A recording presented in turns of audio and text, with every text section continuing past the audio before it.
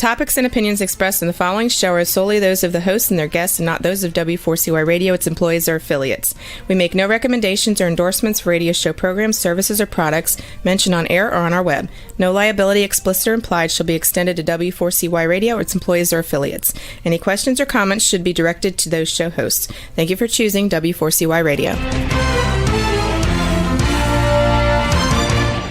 Welcome to the Ask the Expert show on W4CY Radio and Talk4 TV, where we bring you educational information from top local experts in the fields of legal, health, financial, and home improvement. Now sit back and listen to experts in family law, association law, hearing loss, business brokers, home care, along with many other topics. Now here are your hosts, Steve-O and Sophia. Hey, good afternoon. Welcome to another Ask the Expert show.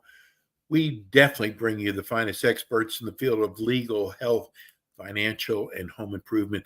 Hey, have you ever seen all those ads out there for, for asbestos, mesothelioma? Boy, I have a hard time pronouncing that word.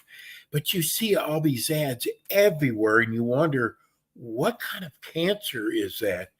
Well, we have the finest attorney, plaintiff asbestos attorney, Michael Mandelbrot. And I got to tell you, we've done, this is, I believe, going to be our third show. And I have learned so much from this show. He's been voted the top 10 best among attorneys in mass torts by the American Legal Institute in 2024. And he's a longstanding member of the lawyer distinction for many years in asbestos and litigation. We welcome 30-year plaintiff asbestos attorney. When you see him, if you're watching TV today, you're going to think he was a little kid when he went into law. Let's welcome attorney Michael Mandelbrot. Good afternoon, attorney. Well, thank you. I don't know that I've been referred to as being relatively, I don't know if you called me young. But nah, I had a lot more hair when I started. I can tell you that, Steve. But yeah, I've been doing this 30 years, and it's my pleasure to be here. And thank you very much. Michael, the great thing about your show is we are inundated by commercials and with asbestos. What we are lucky is we have one of the finest attorneys. You've been doing this for a long time. Tell people about your background and your practice. Well, of course, Steve, thank you very much. For literally since the day I became an attorney in 1994, even before, I've been working in asbestos litigation. My first job out of school was at a law firm local to me in Nevada, California, who had an asbestos practice where they represented victims of asbestos diseases and cancers. For about 5 years, I worked there, ultimately working my way up, where it was time to move off to another firm and ultimately on my own, representing victims of asbestos diseases and cancers. I have dedicated my career to these victims. And unlike many of the other attorneys out there also in this field, my office not only represents victims of mesothelioma, but we also represent victims of lung cancer, other cancers, digestive tract cancers caused by asbestos, and also victims of asbestosis, which is a very serious disease, oftentimes fatal. But many lawyers in my field, they won't handle those cases anymore because truthfully, they're not quite as valuable. They all want the mesothelioma and the lung cancer cases. And that's one of the reasons why you see those commercials on TV, which I myself at times also have some involvement in. Please excuse the phone. There we go. It should go to voicemail just right around that. I didn't know if that was yours or mine. Nah, that was mine, and I do apologize for that. That's okay. And so just for the listeners, let me just do a quick rendition of what you see on TV. Notice there is $30 billion available to victims of mesothelioma and lung cancer. Don't miss your opportunity. These funds are running out. If you or a loved one has been diagnosed with mesothelioma or lung cancer, call our office at 1-800-970-DUST. You may be entitled to significant compensation. We travel to you. No lawsuits necessary, and all cases are handled on a contingency. No fee unless we win. You got to tell that. And those are the commercials. And truthfully, I advertise sometimes locally, but not nationally. You will see those ads 365 days a year on CNBC, CNN, oftentimes running on local cable all over the country. And the reason is because these cases are very, very valuable, especially the mesothelioma cases. I would just estimate that each mesothelioma case is probably worth at a minimum on average $2 million, but oftentimes far more. One very close firm that I work with had a $52 million verdict just this week. So the potential in these cases is huge, and it's really a big fight amongst the plaintiffs' asbestos lawyers to get these cases. The one thing, well, there's a few things that I will say real quickly, Steve, bother me about these commercials. And again, I have a commercial as well. 95% of these commercials are advertised by maybe 3 law firms from around the country. One of those lawyers, James Sokoloff. Yes, I've heard his name. You'll see him every single day. He spends millions of dollars a year. But what's crazy about it is he has never represented a victim of mesothelioma. Every case he has ever had has gone to one specific law firm. No matter where they live, no matter where they are, those cases, if he ultimately retained them, went to one law firm. And this is a very bad thing for asbestos victims because, one, this firm is located in one area of the country, and they may have a lot of evidence related to that area of the country. But if their client, for example, is located in California, maybe they open up a satellite office in California, but they don't have the evidence or the information to maximize the value of those cases. And so one of the big two of the problems is, one, oftentimes individuals are signing up with lawyers who don't actually represent them. These lawyers end up referring the case to another lawyer. So the lawyer you see on TV, you never meet with, you never talk to, and they aren't involved in your case. Second thing is, some of these firms have just grown so big that it is impossible to work up these cases. My firm makes a point of handling a limited number of mesothelioma and lung cancer cases each year. If we would be unable to handle too many, these cases take an incredible amount of investigation and workup, each one of them. And many of these firms who nationally advertise, they have hundreds of these cases with their goal, to settle with one defendant in 100 cases for what I consider to be a nominal amount, which is great for the law firm, but then each client ends up getting just a fraction of what they should get if their case is handled properly. So those are just two of the issues that I really see with the national advertising, but I've got to keep my toe in the water, I've got to compete, and I've got to keep advertising, even if I can't afford to have the broadcasting publication that these other firms have nationwide. I just have to stay involved and continue to compete with them. And you know what, Michael? I don't think people realize the amount of investment you make before you realize one dime. That, great, great point. Oftentimes these cases are an investment of, to take them to trial, probably close to $250,000 to $500,000 we spend out of pocket. We are always confident, though, that that money is going to come back in the resolution of the case, whether in settlements, bankruptcy trust fund settlements, or through trial. So what I tell people is, in 30 years, I have never sent a bill to a client, and I have never charged a client a dime out of their pocket. I don't even have a billing system. And that's one of the things that I really like about this is, yes, we do have to put up a lot of money in these cases because they are very expensive to litigate, to hire experts, to take depositions, to file the case, to serve the case. These things are incredibly expensive. Defendants all over the country. You're dealing with a lot of the top law firms in the country.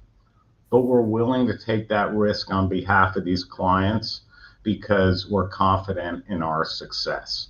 And most of our clients are from lower socioeconomic backgrounds. They can't afford $500 for a case, yet alone $500,000. So we make a point of never making our clients reach into their pocket. These cases are always handled on a contingency. A client never sees a bill. What was the movie that was done out in California with the, was it Bogdanovich? Was that her name? Erin Brockovich? Brockovich. Does that kind of what you do? Absolutely. Very, very, very similar.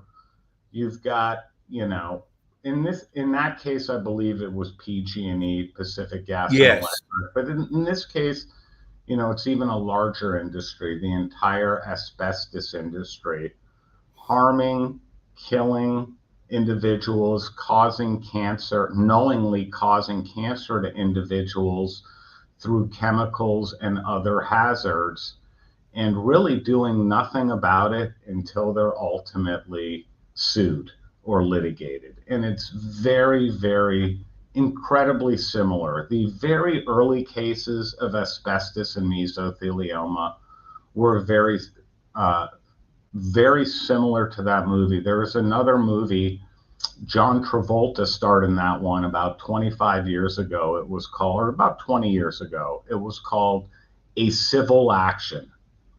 And that one as well, incredibly similar, also involved toxic exposures, concealment of the hazards by the company.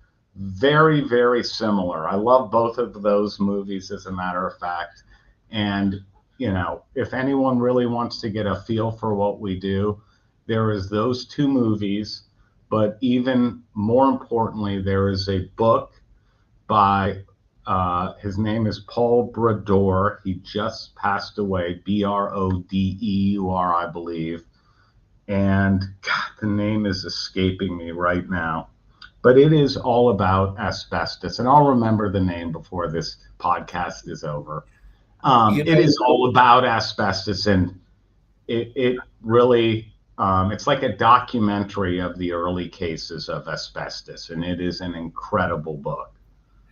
I know there's someone right now watching or listening to the show going, how would I know if I have asbestos disease or mesothelioma? I mean, what do I look for? Well, most people who typically are diagnosed, the first problems that they experience are breathing problems. Okay. Asbestos historically and traditionally affects the lungs. And, this is another unfortunate thing that I see, is that anytime somebody with breathing problems goes to their local physician, typically the first thing that they ask is, have you ever smoked cigarettes? Because Most local physicians, truthfully, do not know a whole lot about asbestos diseases, the latency, the limited amount of exposure that can cause disease, and all of those things, are very important into a diagnosis of somebody. And so what we typically see is somebody has breathing problems, they go to the doctor. The doctor usually will say, well, it's caused by smoking, COPD, one of these other types of problems. And so at that point, typically, the individual will continue to have problems, go get a follow-up with their doctor, and that's when they typically might say, hey, we recommend that you get a biopsy or do a CT scan. And obviously a biopsy is where you typically will find a malignancy or a cancer.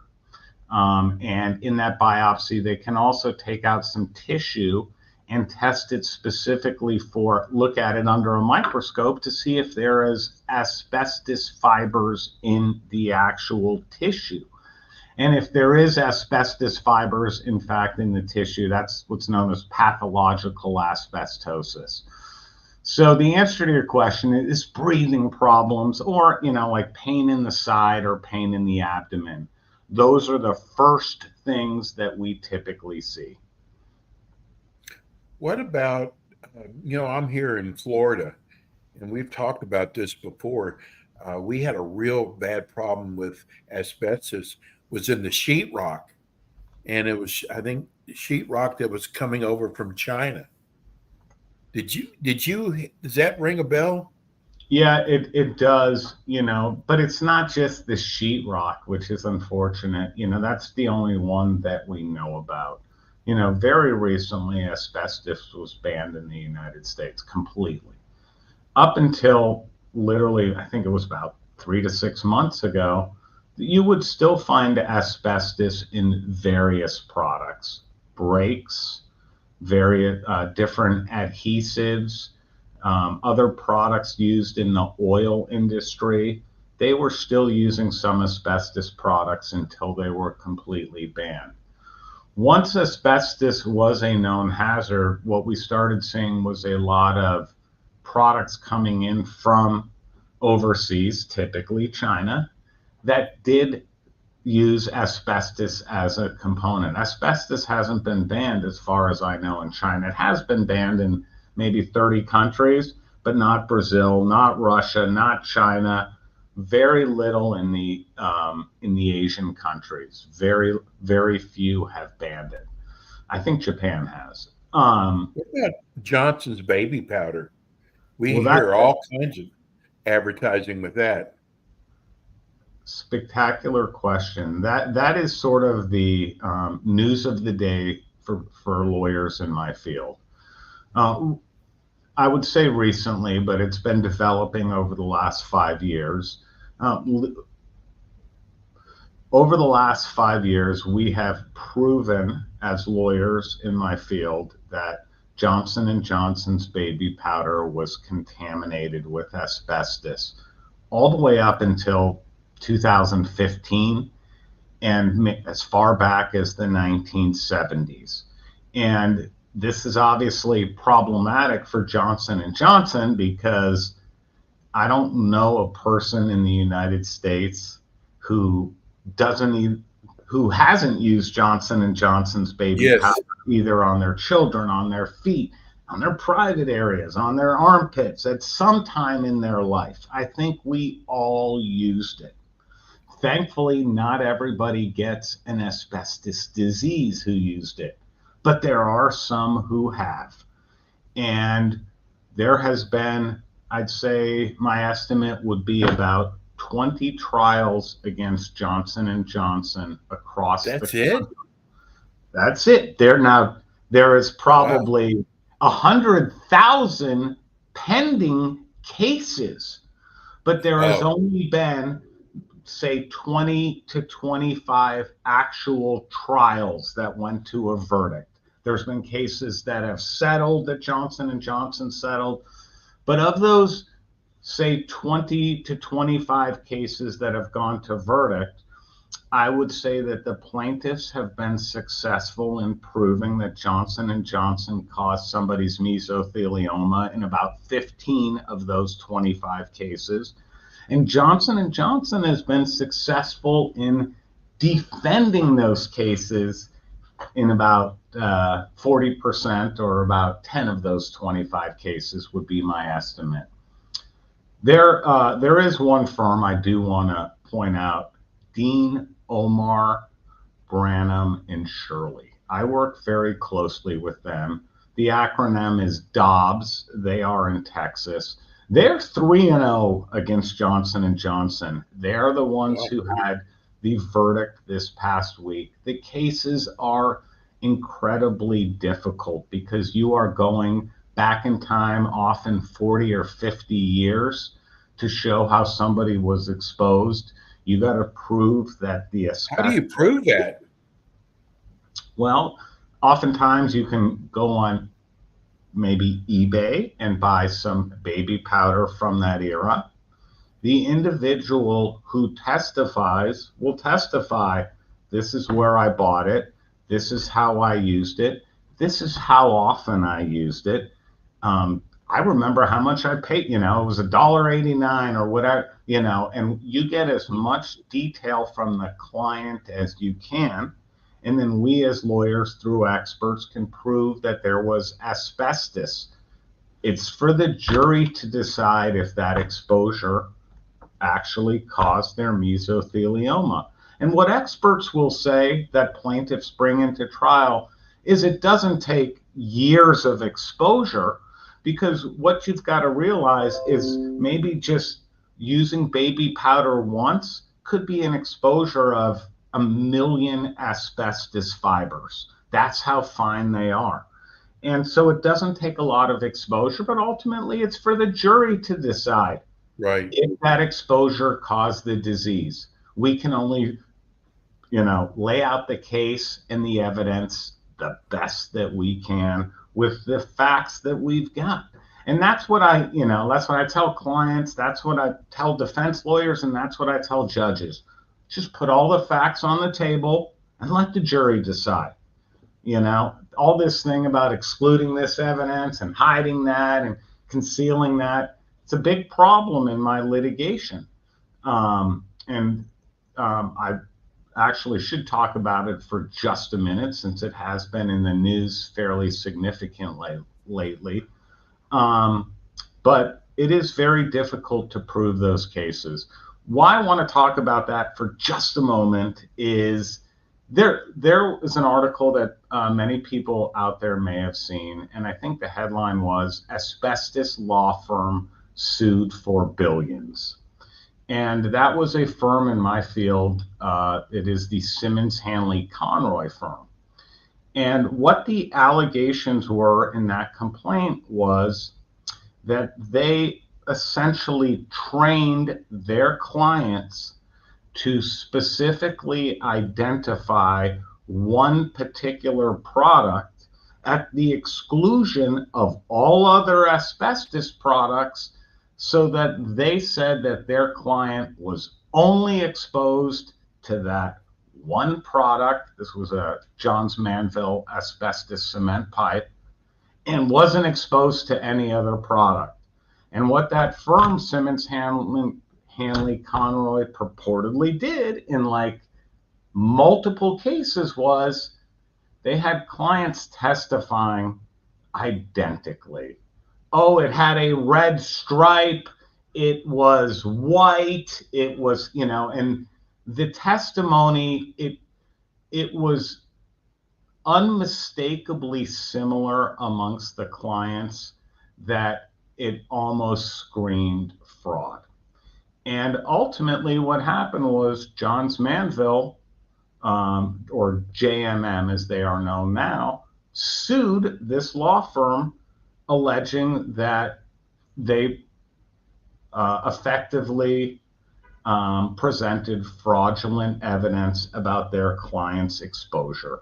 And this has been a problem in my litigation for 25 years, as far as I know. because lawyers in my field know that if somebody testifies, I was exposed to XXX product, and in this case, JMM's stuck in a corner, because the risk is you go to trial and you get a $10 million verdict against them, or they've got to settle the case. And if they don't settle and they take it to trial, it still costs them $500,000 to take it to trial. And so when Simmons Hanley Conroy does this in multiple cases, and the whole all of this evidence regarding Simmons Hanley Conroy only came up because an associate attorney working there said, hey, my employer is basically asking me to commit fraud and I don't want to do it. And he sued Simmons Hanley Conroy. And so that case was settled. And when the evidence came up, JMM got their hands on the evidence and ultimately sued Simmons Hanley Conroy. What I think that case will reveal is not only fraud against JMM, but also extensive fraud with bankruptcy trust funds. Because when Simmons Hanley alleged that their client was only exposed to this one JMM product, that meant that they didn't believe their clients were exposed to the 60 asbestos trust funds.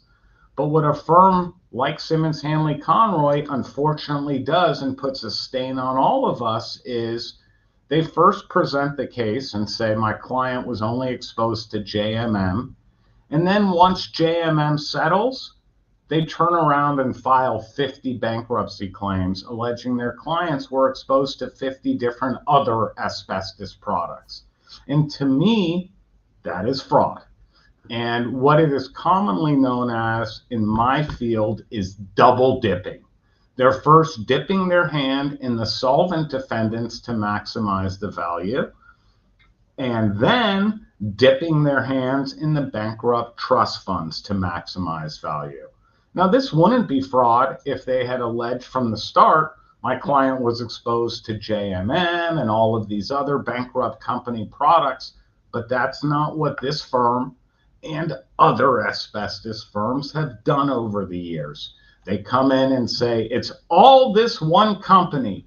It's only this company that caused my client's mesothelioma.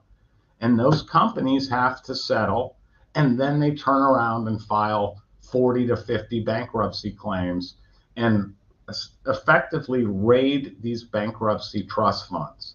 And that, to me, is not only fraud, but it is something that hurts every future victim of asbestos disease, because now these funds, trust funds, are depleted. There is literally billions less in those funds because these lawyers have filed these claims, which I believe are effectively fraud. They've already claimed their only exposure was to this one product. And it really hurts every future victim of asbestos disease. And it really has shown in these trust funds, where a client of mesothelioma maybe used to get $750,000 from his trust fund claims. Because there is so much less money in there, now a victim of mesothelioma may only get $250,000. Wow, that's a big difference. And that's 30 years. 30 years these funds are supposed to, it's the next 30 years. Every victim is, in my mind, effectively gets screwed because of what a few lawyers have done. So sorry to take up our time to talk about that. Hey, Mike, I want to tell you something. I love what you do. And I'm going to tell people, there's, you see all these commercials out there. And first of all, bigger is, I've been doing this for 12 years. Bigger is not better. I'm going to tell I remember Yellow Page ads. Oh, they had a full page ad. So that doesn't mean they're a great law firm, but this is all you do. And, some of these other attorneys, they've got their shingle out there and they do criminal law, personal injury law, bankruptcy law. This is the area that you've concentrated on. And I got to tell you, when a client hires you, they're going to get your full attention, not be taken in by intake, right? Intake. Yeah, exactly. It's me. That's who they get to meet. Not, oh, we'll send a paralegal out to meet you. One of my secretary will call you. Right. It's me. Quick real world story for you that happened this week. Client called me about a year ago, had mesothelioma. Lived in California. I thought they were going to retain me. Lo and behold, about 2 weeks later, I find out that they had retained one of these big national firms. And it's not only a big firm. We recently got a list of the top 10 asbestos filing firms in the country, and this firm was number one. And I was very disappointed because they're in Illinois and the exposure was here in California. And I knew that they would not do as well for the client as I would, but the client retained this big firm because they filed 400 cases this year, and these are the guys for us. Well, lo and behold, that mesothelioma victim dies, and the case did not work out very well while she was alive. But the case continues as a wrongful death case. The children can file a wrongful death case, and as can the husband. Well, lo and behold, the children contact me and say, we should have hired you originally. The firm that we went to in Illinois, I don't know why they took our case to Illinois. It was a California case, and we want to hire you for the wrongful death case. So wow. I've got to now reach out to the firm in Illinois and say, hey, these clients have now hired me. It's a wrongful death case. I now represent them. Can you please send me all of the information from your case? And exactly what I thought was going to happen happened. This firm in Madison County, and you know what? The Gorey law firm, they the biggest firm out there. They filed 400 cases. Come back to me and say, hey, Mike, we've already settled this whole case. We filed all the bankruptcies. There's nothing left for you. Essentially, go away, Mike. We've already settled this whole case. We filed everything.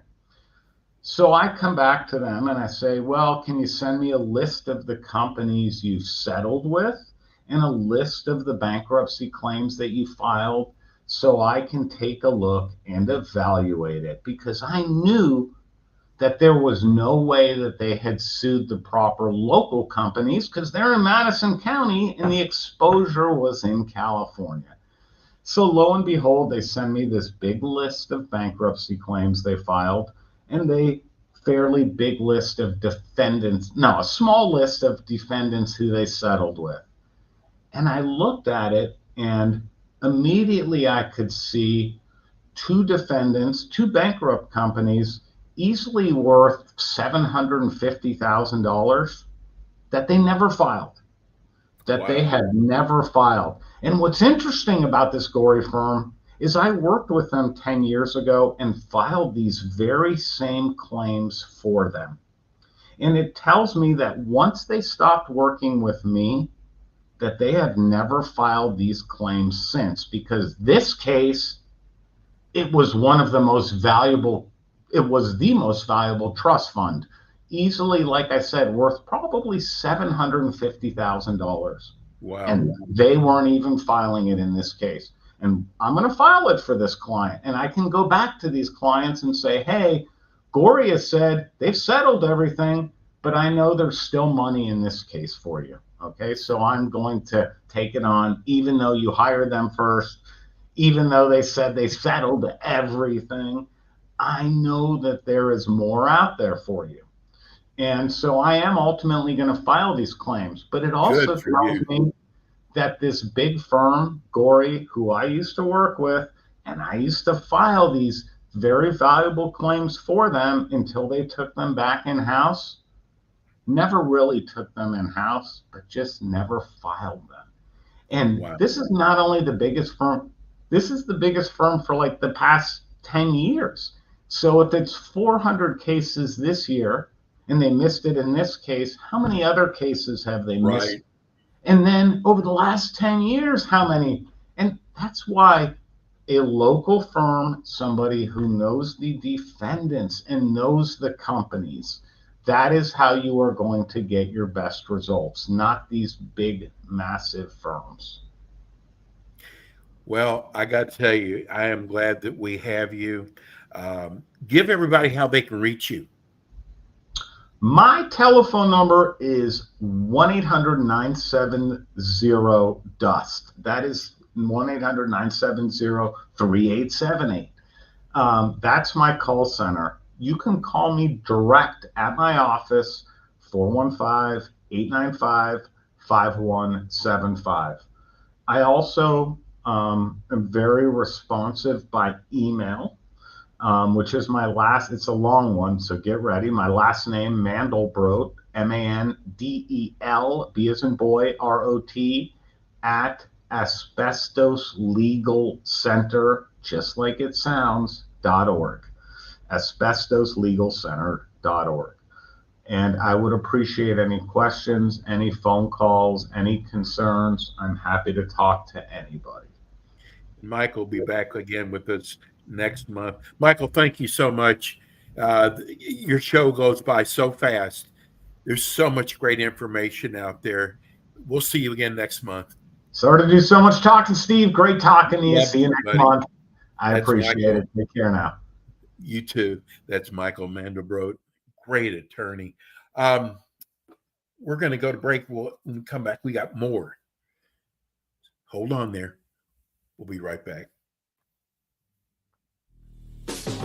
Thanks for tuning in today to the Ask the Expert show on W4CY Radio and Talk4 TV. Tune in next week and every week to hear more from our experts on personal injury, insurance, air condition repairs, estate planning, Medicare, and many other topics in the areas of legal, health, financial, and home improvement.